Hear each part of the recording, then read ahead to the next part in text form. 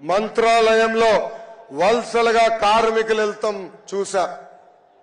ఊర్లో సాగునీరు లేదు, ఉపాధి కోసం పక్క రాష్ట్రాలకు వెళ్తాం నేను స్వయంగా చూసా. ఇంకా ఆలూరు నియోజకవర్గంలో తాగునీటి సమస్య తీవ్రంగా ఉంది. అక్కడున్న మహిళలు బిందెలు పట్టుకుని కిలోమీటర్లు నడుస్తాం నేను స్వయంగా చూసా.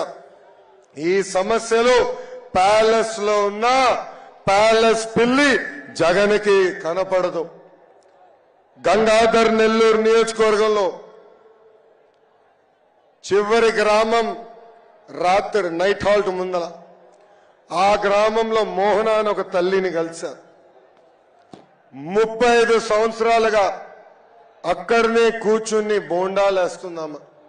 ఆ తల్లిని అడిగా ప్రభుత్వం నుంచి మీరేం ఆశిస్తున్నారని.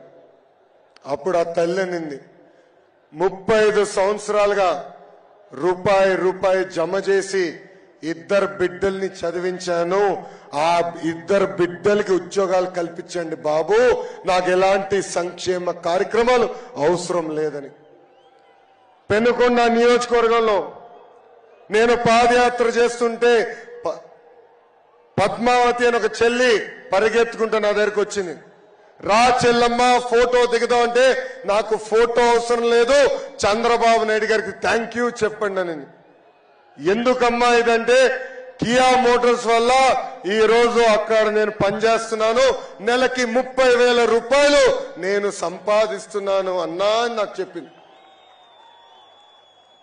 పద్మావతి చెల్లిని అడిగా, చెల్లమ్మ కియా మోటార్స్ రాకుండా ఇందులో ఏం చేసేవాడిని.